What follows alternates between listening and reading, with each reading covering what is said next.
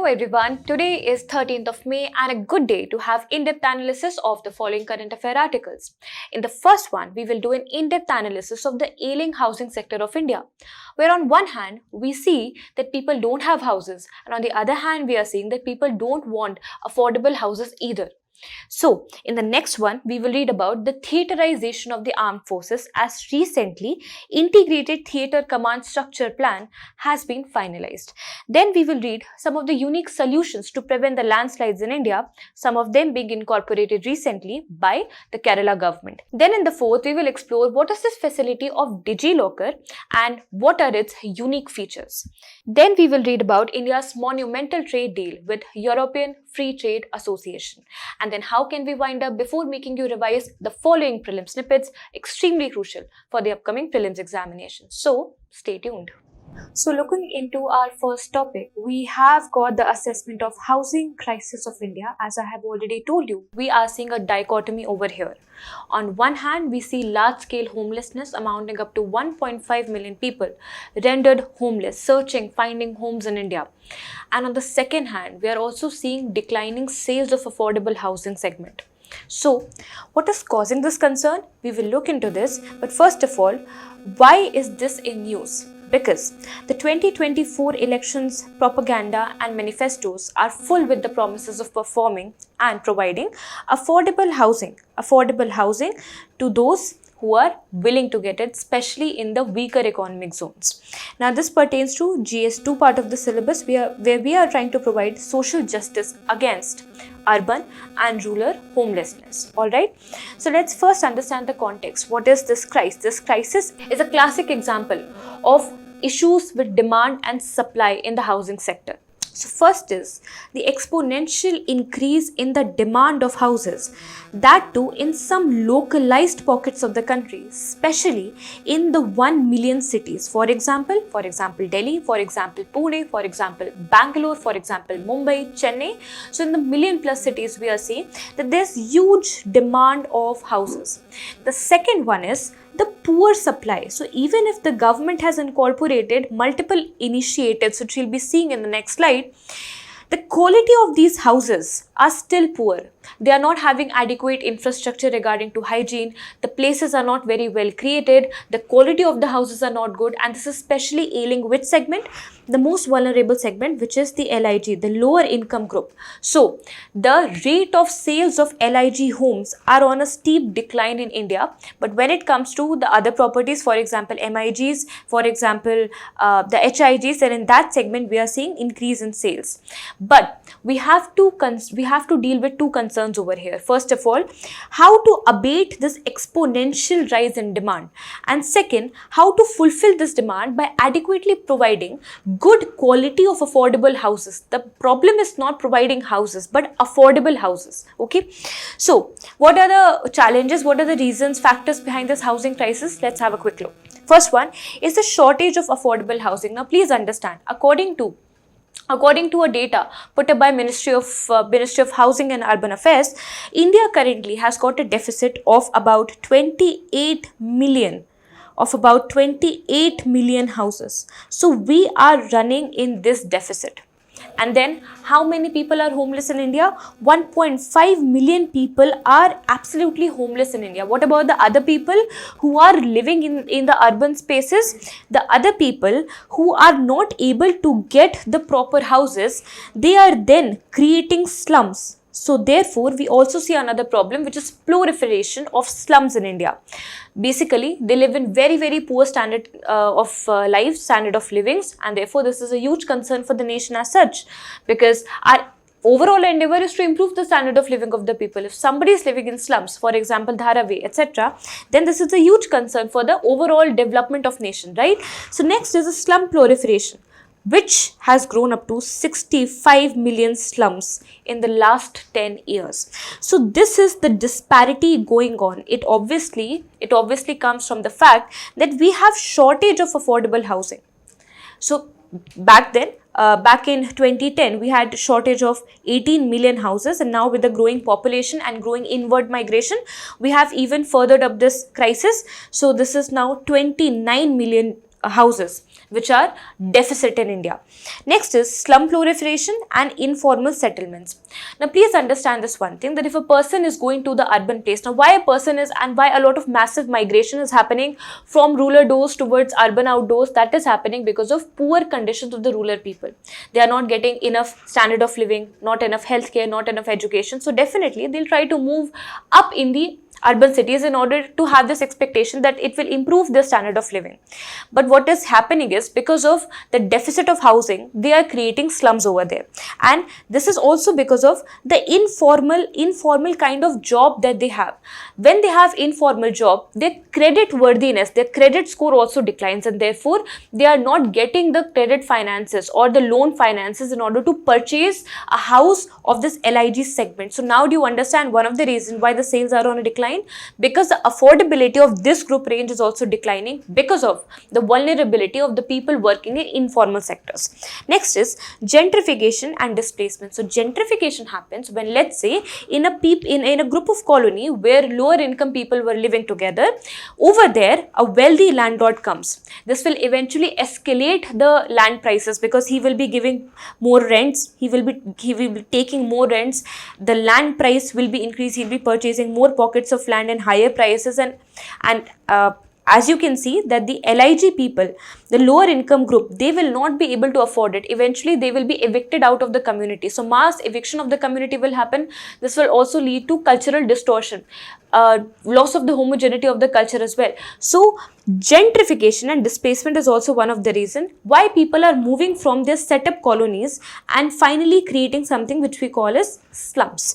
Next is housing insecurity and stress. As I've already told you, there is lot of stress, psychological, physical stress associated with homelessness. It could amount to suicide, it could amount to other physical health issues, mental health issues, in fact environmental issues. For example, more pollution will be there, more sewage generation will be there. As a result, you can see more proliferation of urban heat island effect. So it's a multiplier effect. What I want to express is that with housing insecurity also comes a lot of stress, environmental stress, mental stress, physical stress of all kinds. Next is the growth of unplanned suburbs. Now definitely when people realize that we don't have home in the main capital city, in the main urban center, then they will try to move outwards.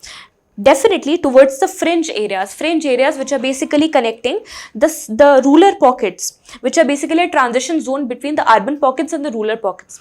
Definitely in order to accommodate these regions, they have to perform deforestations.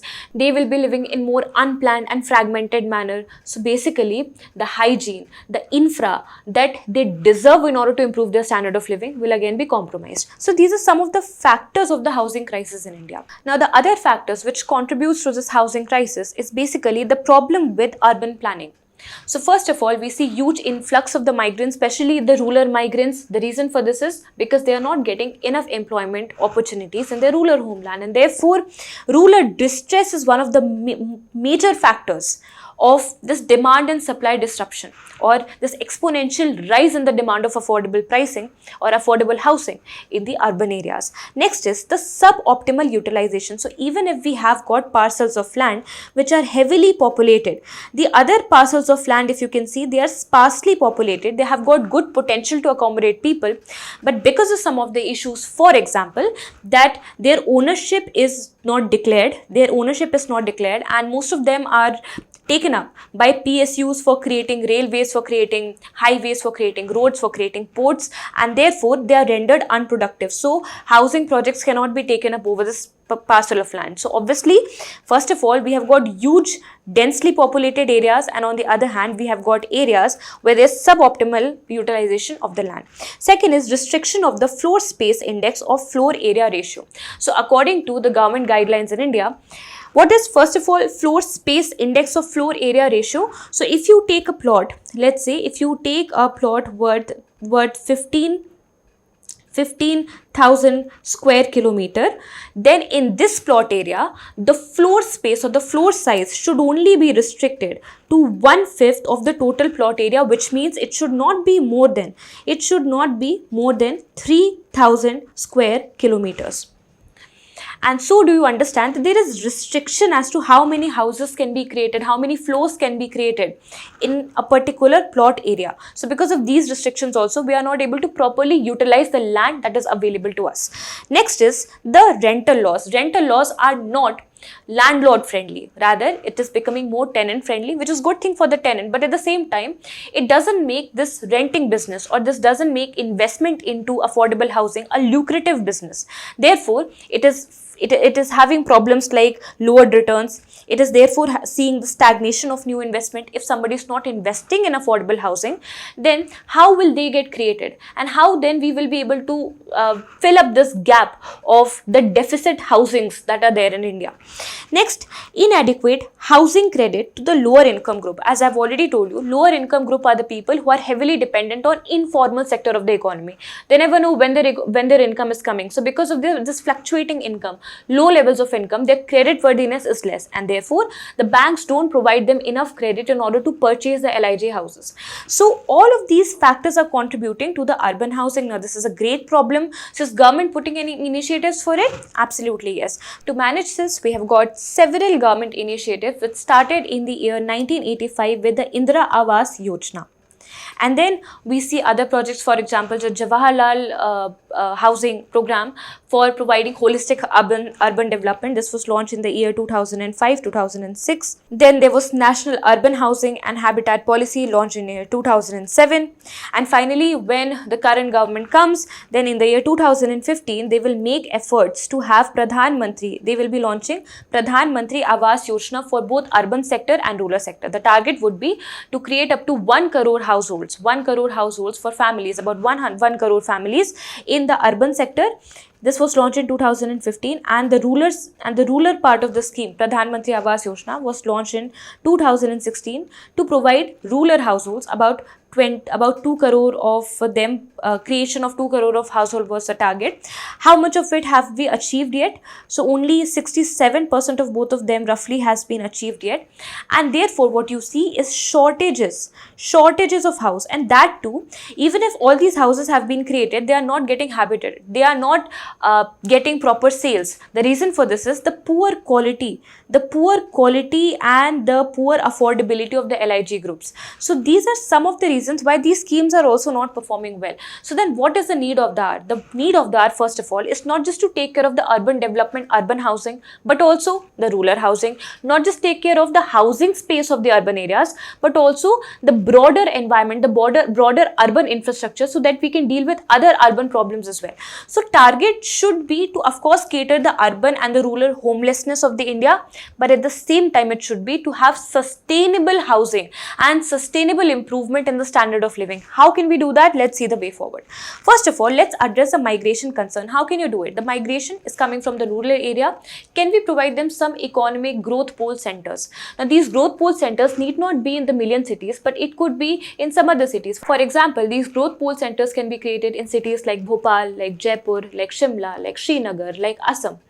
So if we diversify the growth poles, then we can also diversify the out migration. So therefore, the heavy densification of the population in the core cities, especially in the metro cities, that can be addressed well. Next is enhance the urban planning and the governance of the existing urban areas, especially the million plus cities. Over here, we have to observe that the infrastructure, the growth of slums, the hygiene condition, creation of green spaces, they should also be taken care of, except for just building houses, because they will overall lead to a sustainable urban development, and that should be our larger goal. Next is to promote the private-public partnership. Now, of course, we know that we have to create a lot of houses. So many people are homeless. Deficit is of 29 million houses. How can we fill this gap? Government finances are not good enough for this. We need public-private partnership to bring in the private efficiencies as well, to deal with things like corruption, red tapeism, the bureaucratic lethargy, etc. So therefore, public-private partnership model would be an ideal in order to create such affordable housing space. Please remember, our issue right now is the downfall of the sales in the affordable housing sector, which is very important in order to fulfill the sustainable development goal number 11. In order to create sustainable cities, we need to have affordable housings. So that is the main concern. So in order to create them, in order to make these projects more lucrative and have more investment, we need to have public-private partnership. Next is to expand the scope of affordable housing programs. Yes, we understand that with Pradhan Mantri Awas Yojana, you are trying to provide us houses. But at the same time, will you also provide some green spaces, some parks, some hygienic areas, some sanitation centers, which can be used free of cost? So all of these things are also required to be created alongside creating affordable housing. So we need to expand the scope. Okay, last but not the least is to have mandatory inclusionary housing program. Now this is something which we can learn from the city of New York. So there the developers have the social responsibility of having some segment rezoned, and that segment has to be planned in such a manner that they provide the affordable houses in the same campus. It's very important to accommodate the people in order to enhance the inclusivity of the places. Otherwise this will lead to, in fact, this non-inclusiveness is the core reason which leads to urban crime, theft, smuggling, drug crimes, and other sexual assaults on the people. So therefore, in order to deal with the entire urban problem, we have to look into a very holistic solution which will finally help us to achieve the sustainable goal development number 11. Okay, now guys, we'll move towards the second topic. Here we are going to read about the integrated command structure plan. And why this is a news? Because the armed forces have recently finalized the structure of making the integrated theatre command, and the appointment of two people, the vice chief of defense staff and deputy chief of defense staff, are also now under consideration. So first let me take you to the relevance. Relevance is in GS3 part of the syllabus, where you have to read about defense and defense related technologies, and also government policies and interventions which are augmenting and helping the defense sector of India. So first of all, when I am talking about the integrated theatre command, let's first pick the word theatre and understand what is theaterization of armed forces. So we know in India currently we have got three wings of armed forces. The first one is the Indian Army, then there is Navy, and then there's Air Force. Now of course they have their own unique capabilities, but it would be best for our security to integrate all of their capacities together. So theaterization is a concept which highlights bringing together of the unique capabilities and resources of the three different commands in one place. So this is how we are trying to create theater, which means if let's say in one particular geographical region, I am deploying an integrated theater command, then it will have some segments of Army, it will have some segments of Navy, it will have some segments of Air Force all together. Now, the creation of this integrated theatre command was suggested by the Kargil committee, by the Shekhatkar committee, by the Gadgil committee as well. And now finally, we are seeing it reaching the reality. So first of all, how to create integrated theatre commands? We don't create them border-wise. Rather, we create them region-wise. So the integrated theatre commands are to be created region-wise, which means there will be one northern integrated theatre command, one western, one maritime, and one strategic as well. Now currently in India, by the way, why are we taking theaterization into consideration nowadays? Because this is one practice which augments the capability of our security forces multiple times. It is something which is already practiced by major countries, for example China, UK, USA, Russia, etc. In fact, China has deployed Western Theatre Command in the entire border of India and China. So therefore, taking from their success stories, we are also trying to build theatre commands for ourselves. What is the current status in India? We have up to 17 commands in India which are not very much integrated together, which is one of the challenges.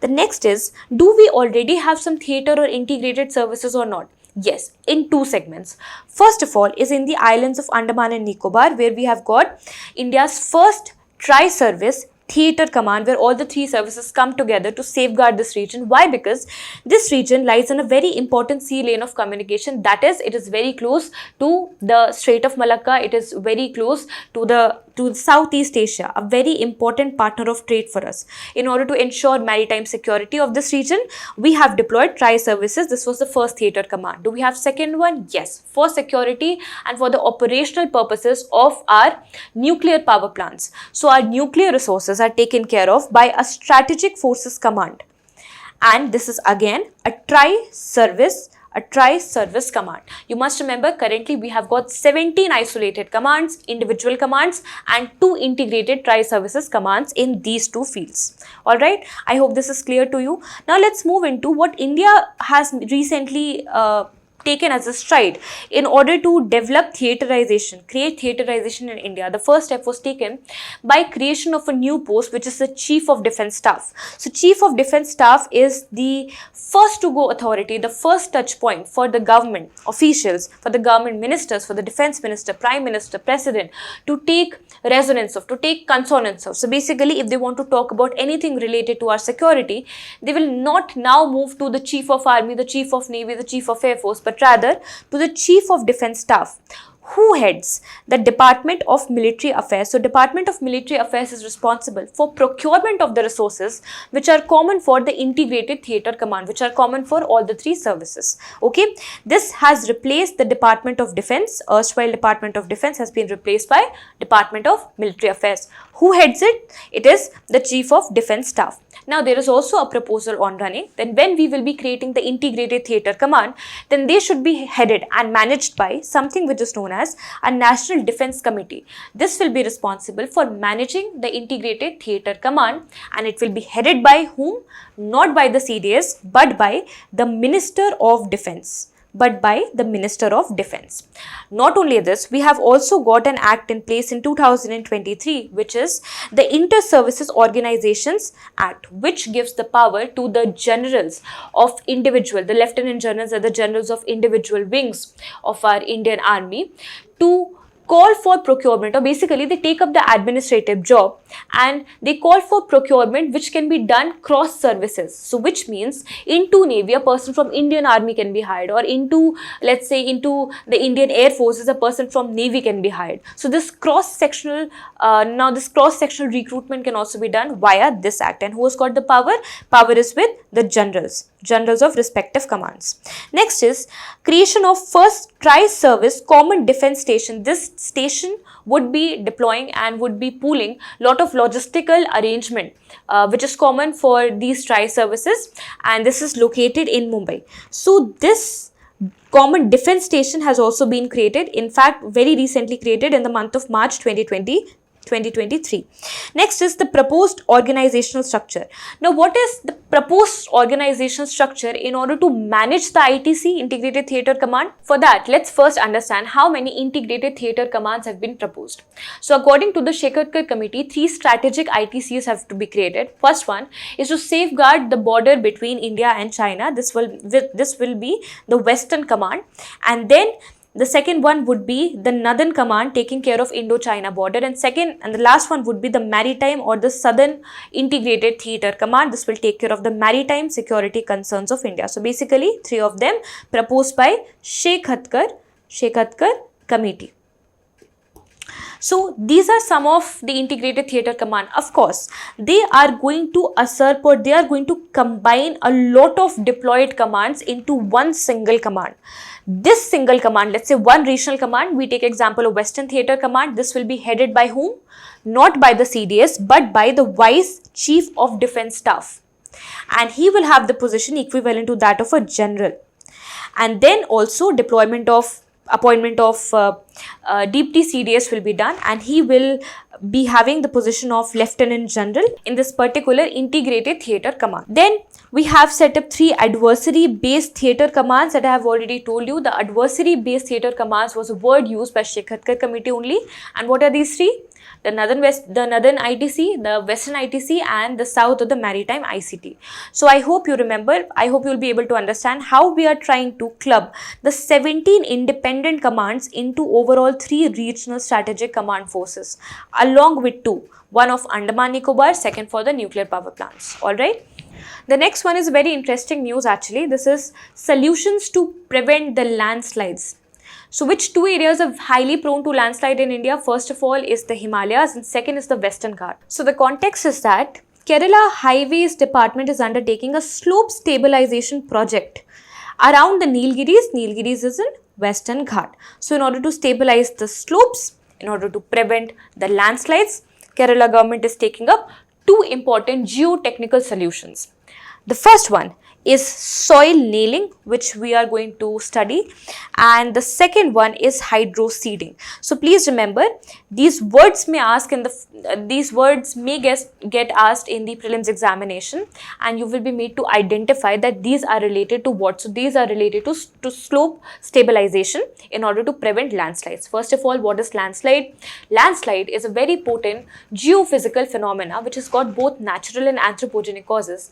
But in landslide, basically the land in the form of soil, in the form of debris, in the form of rock could fall off the slope because of the influence of gravity driven by the structural instability. This is a pertinent definition of landslides according to Geological Survey of India. Now, what are the preventive measures? Preventive measures can be many, and we're going to talk about some of the technical, mechanical and chemical measures as well. So first of all is to reinforce the slope, is basically solidify the slope so that its stability can be intacted. For this, the first one that they do is soil nailing. So in this case, what they do, let's say this is the slope of a mountain or a hill, so they will put up a lot of nails. They will put a lot of nails in order to protect the rocks from falling away. So this is the soil nailing technique, which is basically a geotechnical engineering technique, which means insertion of reinforcing elements like rods, like for example these nails, in order to stabilize the slope. The second way of stabilizing the slope would be to provide it with vegetation cover, because vegetation cover has got roots, and roots are very important for stabilizing the soil, especially the top cover, the topsoil.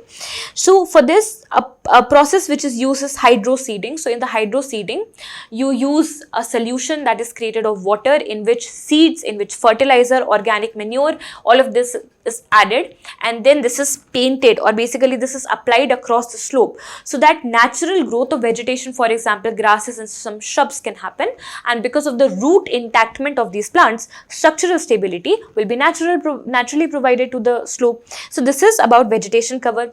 Next is to create retaining walls. So let's say this is the slope, and I want some highway or some road to be protected from the landslide, then I will create concretized or some rocks or some walls which are created of stones or rocks, etc. And you will be seeing it a lot of times. So this is the retaining walls. These retaining walls and this slope enforcement can also be done by deploying meshes or nets, which you must be seeing in a lot of places, especially in the Deccan, India. So retaining walls can be created. The second one is terrace farming. Now, the slope is destabilized not just because of tectonic activity, which is of course a pertinent cause, but at the same time, the second cause is the intrusion of water in huge amount. In fact, huge concentration of water can also compromise the structural stability. In order to reduce that, specifically in areas where agriculture has to be performed, because this is their subsistence form of employment, so therefore people pursue terrace farming. So instead of farming in slopes, they cut the slope in horizontal segments. This makes the farming more manageable, and this also decreases the amount of soil erosion because of irrigation. And it also basically decreases the amount of slope impact or the pressure impact of the flowing water. Next is chemical stabilization. So we can also apply something like cement or something like mortar over the slopes, and this can also create stabilization, but this is not a very important and not very applied solution nowadays. So the preferred ones are definitely vegetation cover, a more natural method, and slope enforcement. Now you may wonder that why Richa ma'am is all of a sudden giving us all these technical solutions for landslides. The reason for this is because she knows that landslide is a very important topic for UPSC. It has been asked in mains examination, has been asked in prelims examination. Landslide is very important because India is heavily susceptible to and heavily vulnerable to the landsliding. In fact, 15% of the total landmass of India is prone to landslides. The major areas, the major hotspots being the Himalaya one and the Western Ghat one.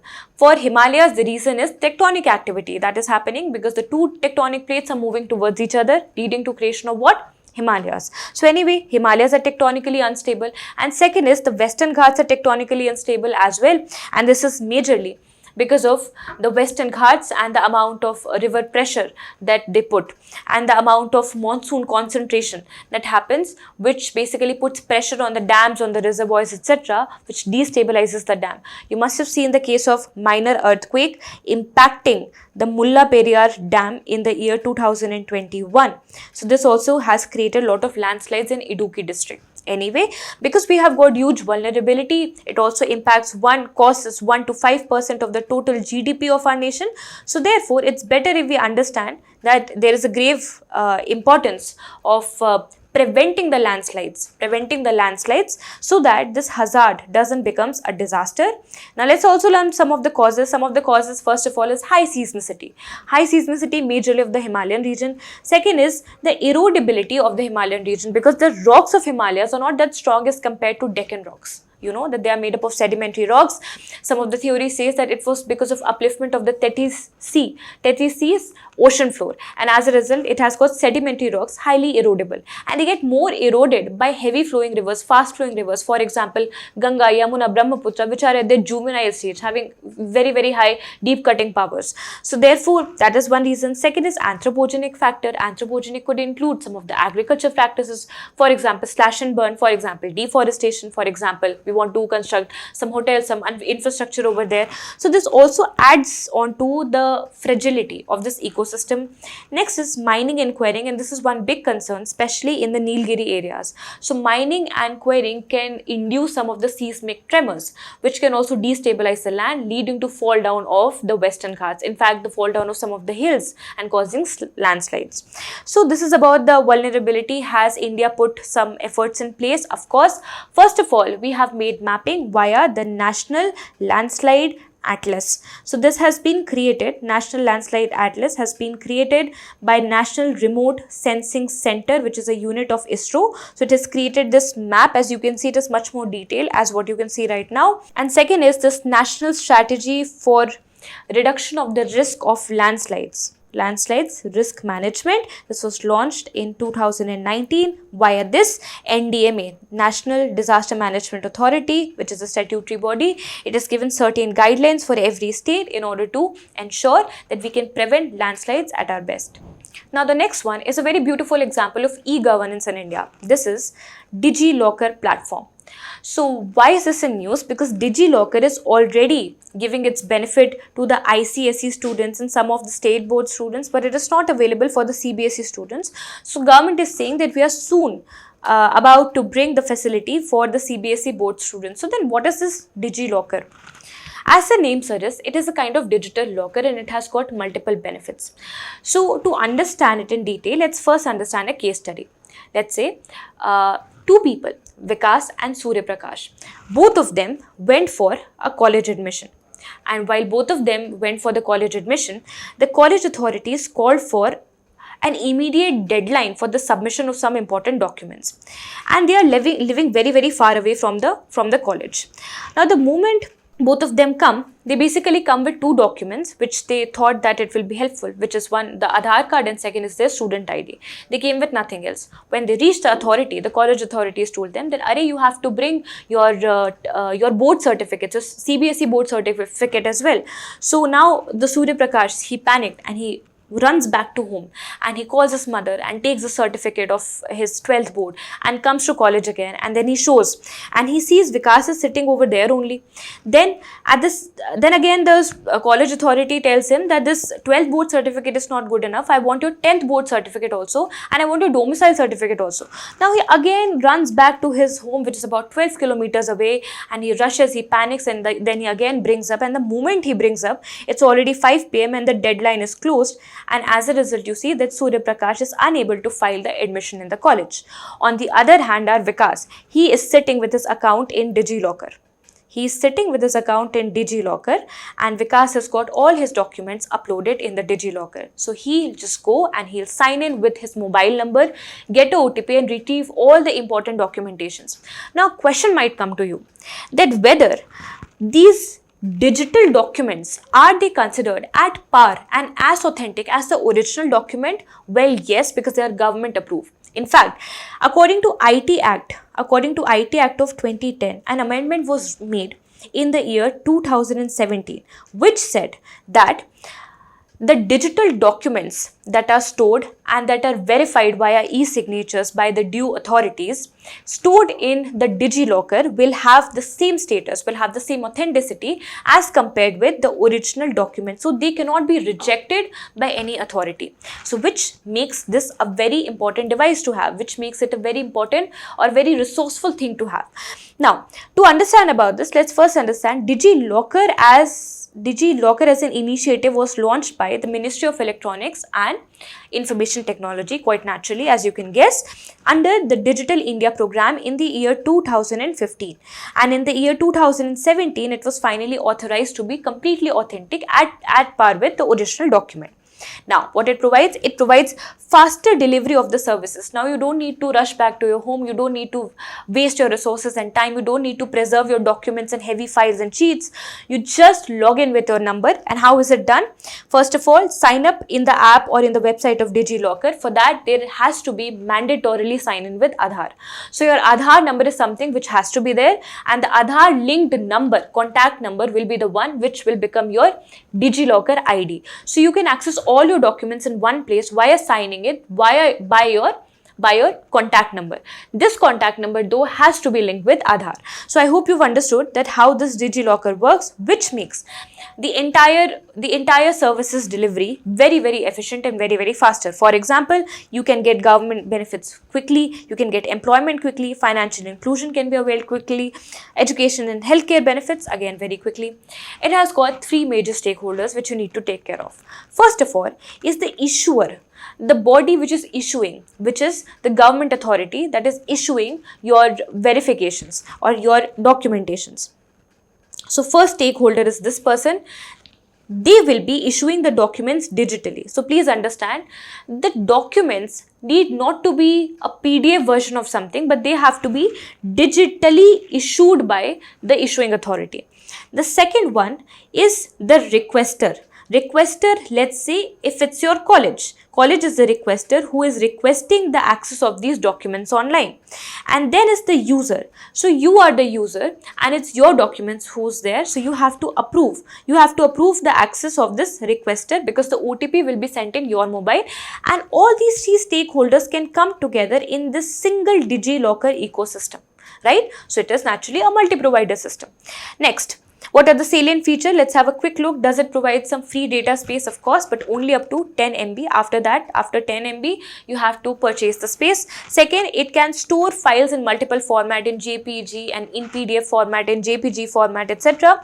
And it can also store the URLs. No issue in that. Next is, it has facility of being electronically signed.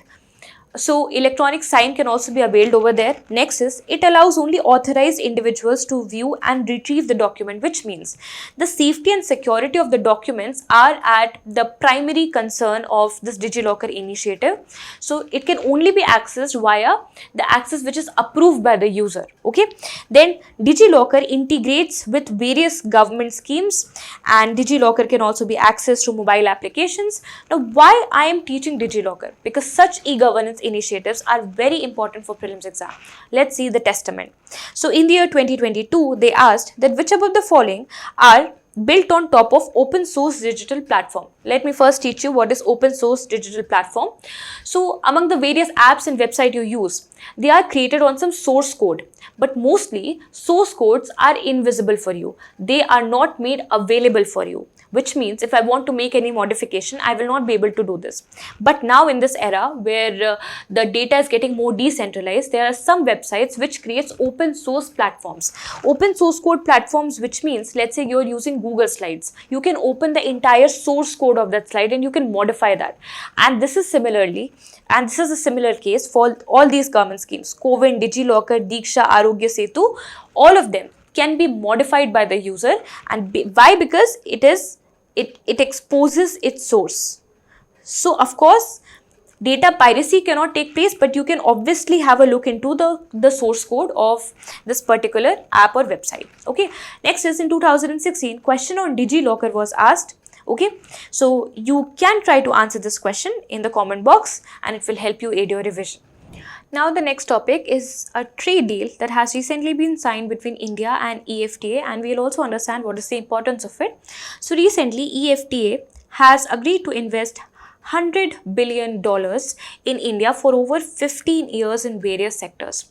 Now this is very important for us, but let's first understand what is this economic group called EFTA, or European Free Trade Association. Contrary to the popular belief, they are not the members of European Union as such, or not the large economies as such. Yes, they are large, but not the Germany and UK and your Italy, Spain, but rather they are Iceland, Norway, Liechtenstein and Switzerland. Now, why these small countries are important for us? Because we have a huge trade deficit with them.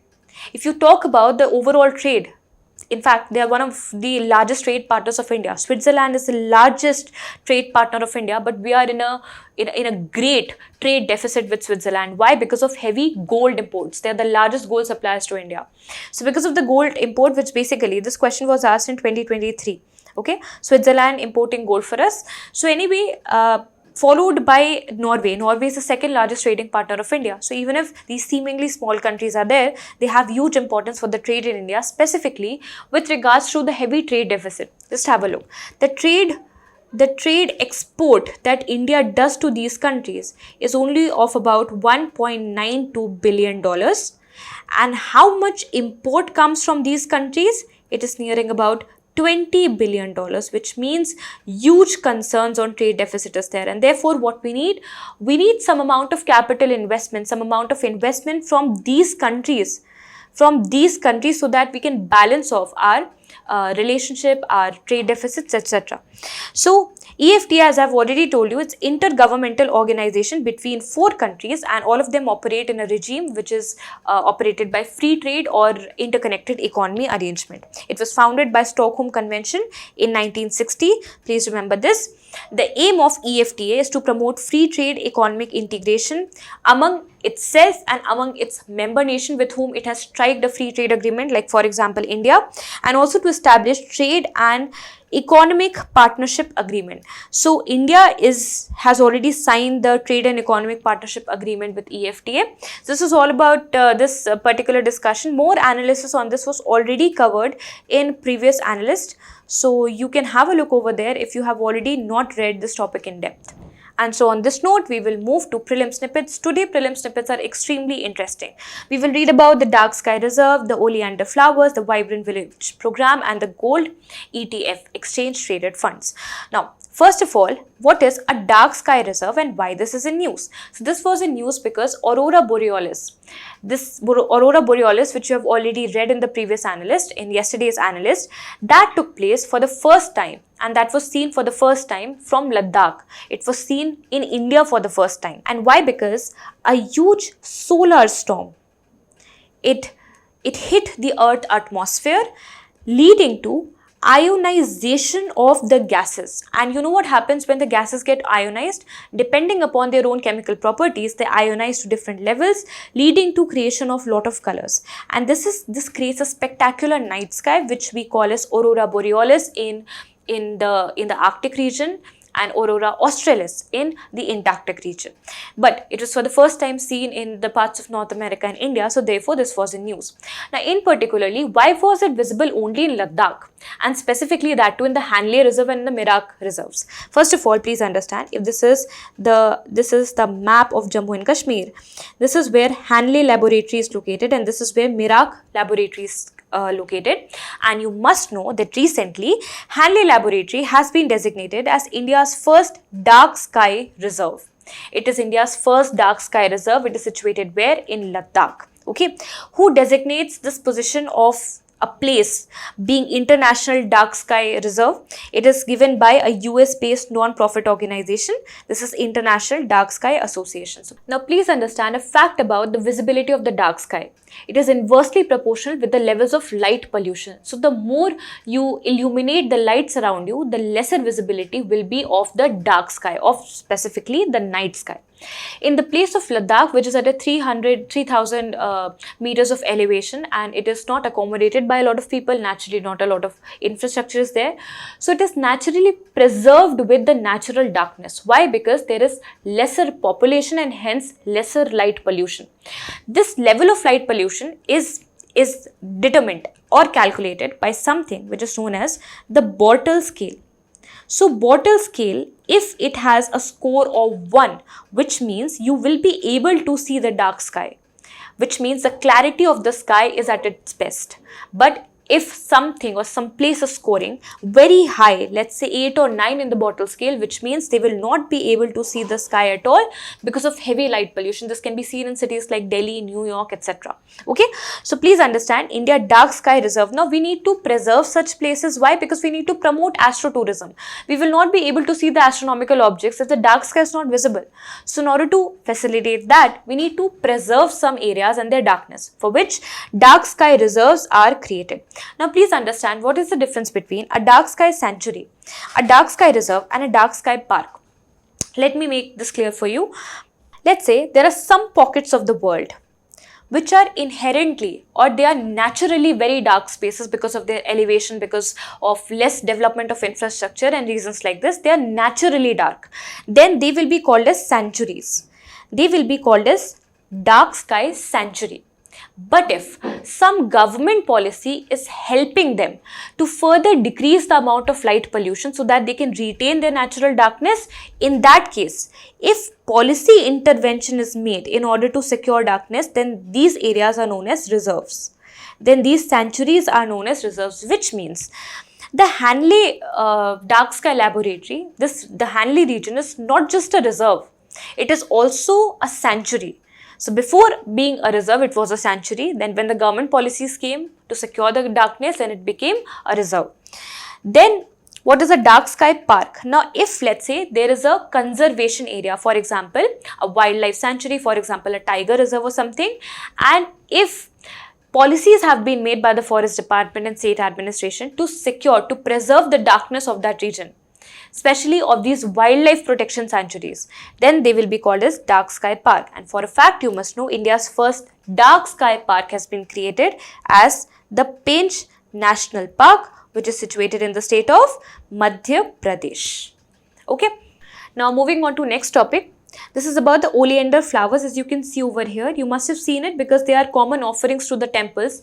Kerala state government has banned the use of oleander in the temple offerings. The reason for this is a 26-year-old woman was poisoned because she ate the leaves of these flowers. So these are toxic flowers and therefore they should no more be used in temple offerings, which they were commonly used for. Anyway, this is known as Nerium oleander, commonly known as oleander or rose bay. It's a plant cultivated worldwide. It is also drought resistant, so it can be grown anywhere, in the tropical region, subtropical region, temperate region, anywhere.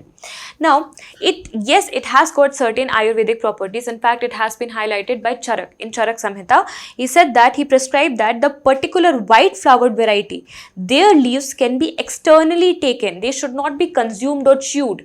They can be externally used in order to treat some of the chronic skin diseases, for example, leprosy. And also the Indian Ayurvedic Pharmacopoeia Commission of India also suggests that the root bark oil can be used to treat skin diseases. They are not used for biodiesel, they are used for treating the skin disease. If a question comes that oleander flowers have been in use, they are in use because of the toxic agents. If they are used internally or if they are consumed internally. Otherwise, they are very important medicines for treating the chronic skin diseases. Next is the Vibrant Village program. Vibrant villages, as the name suggests, we are going to create villages and we are going to develop rather vibrant villages. Vibrant villages which are full of opportunities so that we can improve the standard of living of the people living in these villages. But here we are not talking about all the villages of India. This is a project taken up by the government of India in the year 2023 and this is going to last till 3 years up to 2026. This is the amount of financial allocation made in it, and this is only to lay down infrastructure development, road connectivity and development of villages, development of education sector, healthcare sectors in the villages which are situated at the borders of India and other country. So basically, we have taken up 4 states, These are the state of Himachal Pradesh, Uttarakhand, Sikkim, Arunachal Pradesh. So in some of the villages, for example, the Tawang village. It's a border village between India and China. And can you also tell me a tunnel which connects Tawang with Tejpur? Tejpur of Assam. Can you tell me this important tunnel of India? Very strategically important for us. So these four states along with one union territory. Which union territory is this? It is Ladakh. So only in these 5 places this Vibrant Village program will be initiated. The next one is Gold Exchange Traded Fund. Let's first dissect the word. What is an exchange traded fund? So when I talk about a fund is nothing but a basket of securities. Now if I am able to exchange or trade them in market exchanges, for example NSE, for example BSE, then this becomes an exchange traded fund, a basket of commodities. Now, when I'm saying it is gold exchange traded fund, which means it is a kind of passive investment instruments that are backed by the gold prices. So they will have the same price as that of gold price. Gold prices are not that much fluctuating as compared to other stocks. So therefore, it has got the simplicity of the gold prices. At the same time, it has got flexibility of being operable in the stock market. Okay. So here 1 unit of gold, 1 unit of ETF. ETF is basically in the form of a demat, a dematerialized unit, or in the form of a paper, and this paper can be exchanged or it can be traded according to the value of gold. Which gold is this? Having 99% of purity. This bullion gold will be considered for the price marking. And what are the benefits? Benefits are huge. When you purchase a gold, you also have to give the gift tax or the wealth tax, etc. But when you purchase the gold ETF, this will have no wealth tax, no security transaction tax, no VAT and no sales tax. And this, my dear students, very important fact for the prelims examination. And this, why government has provided so many benefits? In order to reduce our import dependency, which is the major concern. The gold import obsession of India is the major concern of the fiscal deficit that we have, of the current account deficit that we have, because we import a lot of gold, as we have seen in the case of Singapore. So in order to reduce that, in order to improve the health of the economy and improve the gold and reduce the gold dependence, the gold obsession of the people, and replace it with something similar, but that which comes with more flexibility in the form of a demat and which can be exchanged as well, government has come up with the Gold Exchange Traded Fund, and which makes me end this entire session. Thank you so much for attending it. You were a great audience. God bless.